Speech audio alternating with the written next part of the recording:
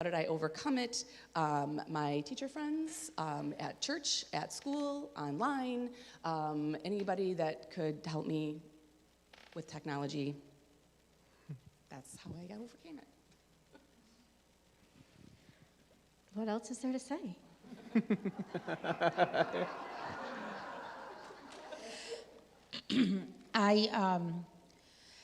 Because when you have, and I think you know too, when you're in an elective class, it's harder too because the kids are not as, they were told to focus on their academics. And so my class was like viewed as, I'll get there when I get there. We were told to not give more than 2 assignments a week.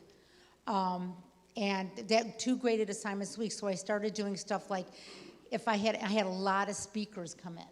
So, because, you know, I had like doctors, I had nurses, and I had different people, skilled trades people come in, and I would give them, if you show up, if you just show up, you get points. If you show your face, you get more points. If you ask a question, you get more points. Trying to find ways to engage them and to give them good grades, because most of them were, like I said, they show up. Half the kids, if you were lucky, showed up in a given day, and trying to get them to do any kind of assignment. I would literally have a day when I'd say, I'm going to go over this assignment. If you turn it in today, I'll give you extra points for turning it in today.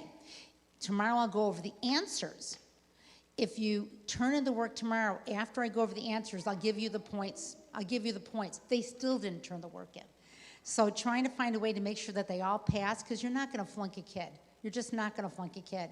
And this thing, you couldn't, unless they never showed up. But what I wrote was having to learn an entirely new way to teach, and every week they would add something to Microsoft Teams. They'd add a new technology that you had to learn on the spot. Aren't you using this one? Well, why don't you use this? And you're like, because I know too much already. Oh my gosh. It was hard to had to develop relationship with students that didn't interact, talk, or show their faces. One-on-one communication helped best, virtual chats and breakout rooms, not getting upset with them and not taking it personally because it wasn't my fault. They weren't mad at me. They were upset because they were in really crappy environments and they didn't want to be at home. They didn't want to be there, and they were stuck in a really bad place. And the one place they could go for safety, they couldn't go to anymore. The first challenge overcame was when we first started online in March. I got a lot of kids doing stuff, and then our school sent a letter saying, you're all going to pass no matter what. And so that was real fun, because then I saw none of them anymore, and they just stopped and everything. But then the next year, they told them that this all matters. And the problem I ran into in the challenge is, in 8th grade, I do all project-based learning and all hands-on and group work stuff, and I don't do anything online at all. And so I had to completely revise everything and make something new up that was still fun and interacting with the students. So that was the biggest challenge I overcame, was completely switching my entire way I teach. What helped was talking to the students really about what's helping you, and do I need to slow down? Am I going too fast? I go through an entire lesson step by step, tell them everything to type in, say submit, and then I would get 5 out of 25 turned in. I'd be like, what happened? Did you not do anything? And they didn't. And so just slowing down and not going as fast is what helped me a lot. Amanda shared on this question that the biggest challenges, reiterating, was technology, teaching my students how to work everything, and slowing things down, going step by step, has helped greatly with teaching the kids and staff about how to use different technology. And by the end of the year, I had kindergarten students present their screens and show me their work over a laptop. And it was pretty cool to see all these new technology skills that they were learning. Michael shared that he had to learn to be more flexible and to expect the unexpected, find ways to connect and engage students on the computer and keep their attention while they worked from home, while there were other distractions. And it helped to know that I was not alone. Other co-workers and family were doing the same thing and could share the ups and downs together. Heather shared that in the past, I have been a bit frightened when it comes to technology, and through this pandemic, it has forced me to use and be fluent with technology and new programs, and I can now say that I am confident in creating and running many different educational programs. But my students also had to overcome the challenges of technology, and I was blown away how easily they learned how to get on for our Zoom classes, how they helped others during our live sessions who were having trouble with volume or their connection. Never did I think 7- and 8-year-old students can learn to create PowerPoints, take pictures of work, and then upload them into an assignment, or learn how to use Flipgrid, which allowed them to take a video of their assignments and then send it to me. Some say that so much learning was lost during this pandemic, but look at what these students have learned to do using technology. My students also learned to build their own digital book libraries so that they had access to their books at their reading level, since they could not check out and take home books from our classroom library. And Andrea shares that I have overcome some technical challenges learning how to use software and create a format for online learning that caters to the needs of the students. And I definitely think that having technology has been a blessing. I have also found it challenging to really engage students in a fully online class. I started a session outside of class called Coffee and COVID, where students could meet on Zoom and talk casually about their questions and concerns during the pandemic. And I found that giving them a space to connect with myself and each other allowed them to have a safe space for discussion and community. So we're hearing from them, their experiences and the challenges of the last couple of years, but this question I want to ask them next is, how have you seen God at work through all this? Paul, you got the microphone. It's weird as for being a teacher, I hate talking to people, so this is very hard for me. I don't mind talking to my students because I'm in charge, but in front of people, it's, yeah. I don't know, I guess seeing what their home lives has been like for my students, and because I never really bring their homes to school, and so seeing their homes and understanding more of where they came from, I guess I saw God work more through me of understanding my students better, of what they're dealing with and what they're going through, and understanding how their brains work and the home lives and situations they come from. Like, I had one girl, I never muted her mic and had her camera on, but she had that beeping sound from the smoke detector going every 30 seconds off, and it beep, and like, and be like, you need to mute or fix your smoke detector. She goes, it's not on my end, it's yours. I'm like, no, it's not my I don't have a smoke detector here. But she was so used to that beeping in their house for years, because that's just how she lived, that she didn't even notice it was going off anymore. But to all of us, it was the most annoying sound in the world. But like I understand more of what they deal with every single day, and I get like the babysitting kids, or kids telling me, Mr. Jacobs, I have to go. I'm like, what are you doing? I have to go mow the lawn. I'm like, no, you're not. You're in school right now. I'm like, put your mom on so I can talk to her. And understanding more of how what every single day, the situations they deal with, I guess that's the best way I saw God work through me. One thing I hadn't actually written down, but I've really thought about it, is that the teachers at my school, like, we bonded. We had a group meet. We have one for just all the staff at Pershing, and then one for, which I'm not like a DPS teacher. I don't get the union stuff. I don't get the hazard pay. I'm nonprofit, but they never treat me like that. So we have these group meets just for the senior teachers, where we literally were like, have you seen this kid? What's going on with this one? It was our lounge, but virtually, and we just would help each other and be there for each other, and that was pray for each other. That was huge. And the big thing is, the compassion, being able to praying for these kids, finding out more about what their real lives are like, because it's true, when they come to school, you don't always know that they've got 4 siblings at home that whenever they come home, they're automatically responsible for. You don't understand that their parents, I have parents who are literally, you could hear the parents in the background cussing and screaming while their kids, they know their kids are in school. What are you doing?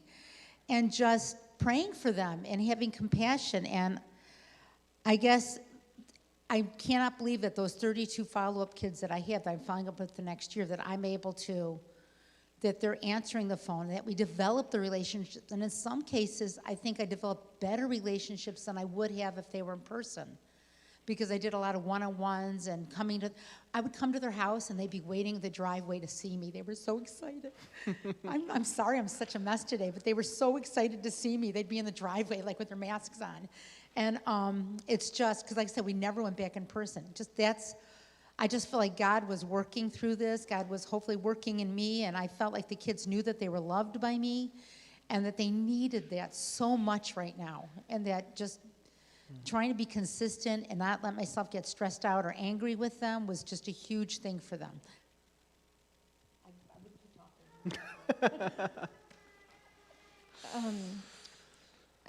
As a specials teacher in the elementary school, I see over 700 students a week, and I was very concerned.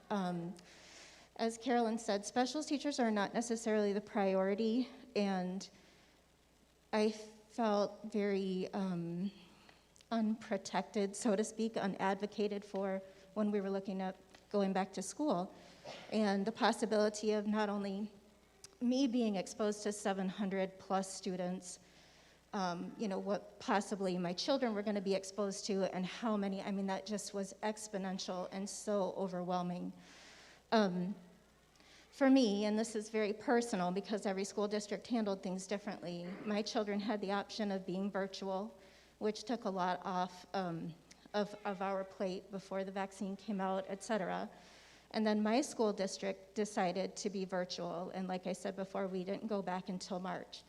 And I think for myself, and with my concerns with some health issues at home in our family, that was such a huge deal for me to see how God worked in that situation and intervened. And even when we went back, my school went back as hybrid, so they were max 15 students per class, and we were still virtual on Wednesdays. So even when we went back, it greatly reduced the amount of students that I was exposed to.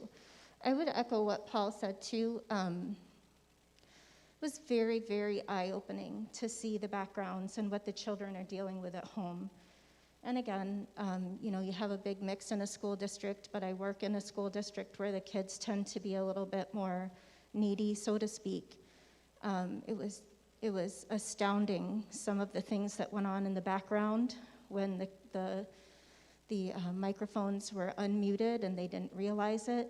And I think as a teacher, you do have compassion and you're there for a reason, but I just think that in this situation, God had opened my eyes to an even bigger picture and a bigger need, and it helped me realize how important what I do is to some of these kids. Amen.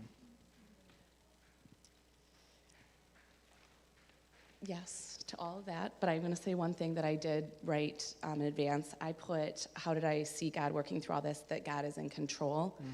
I said when I felt over, I prayed. I prayed probably more this past school year than ever. I said I cried a lot too, but I prayed. I could feel God with me, and it helped me so much, and I'm stronger because I relied on him and not myself. Amen. Amanda shared that she was pregnant with Emerson during part of this past school year and was very afraid of going into school. But God has kept me and our family safe from COVID so far. We are a two-teacher household, so Paul and I bring home all kinds of kid germs on a daily basis. And I always worry about what I could be bringing home to our kids, but I was even more worried with COVID. But God has protected our family during this time. And Michael reiterated that God has seen us through so far and continues to do so. He has helped my family stay well and healthy and helped me persevere through the challenges. Heather has seen God work through all of this, saying, I have been amazed with my students and how easily most of them adapted to constant change. This past year, my students were with each other all day long without any breaks from each other. They had to eat in our classroom, so there was no sitting with other friends to get away from those in their classroom. They had to play at recess with only the kiddos in their class. They couldn't play with other friends in other classrooms. And I know that with my own children being together for so long, they needed a break from each other. My students never let it get to them. They grew closer together and never seemed to get sick of each other. And as a staff, we bonded in a way that couldn't be explained. We were in a battle together and had to rely on and look to each other for help and support. We became a family. And I don't think this would have been as easy if it weren't for God knowing we would need that closeness this year. And Andrea said, yes, I think that God has been at work prompting growth in each of us during this time. I have personally appreciated reflecting on God's understanding of our need for community. I have seen both students and faculty approach each other with a new sense of compassion and empathy throughout this experience. I have seen students trying to support each other through positive and encouraging comments to each other in online forums.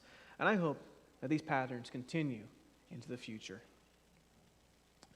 So the last question I have is, what are ways that we as a community can support our teachers and students during this time? Julie? So I said, please pray for us. Please be kind and supportive of your child's school and their staff. Please assume best intentions. We do this job because we care about your kids. We make mistakes. School districts may not implement every protocol that you may want them to, but everyone is doing their best, and best looks different to everyone. Those are some really great things. I like them. I started with pray. And then I also just said, especially again I think I'm the lone elementary representative up here, our kids have a lot of gaps. They missed a lot of instruction. If you have time or opportunity to volunteer, that would be amazing. There are so many students that need some one-on-one help to catch up, to fill in some holes, to learn some things that they just didn't get. So that would be my suggestion. What they said, pray, but couple things. One is, along the lines of what you are, not everybody's virtual experience was the same either. I think that most of the people here, if you have children who are in virtual school, almost certainly their virtual experience and learning was different than it might be in some of the other areas like Hazel Park or Detroit. So if you have the opportunity, like you said, to help in any way, be it financially, be it tutoring, be it understanding and recognition, because I'm telling you right now that the kids that I teach, that was a dumpster fire of a year, and there's no getting around it. And they're coming in, some of these kids, if they're still coming to school, teachers are in it for the outcome, not the end.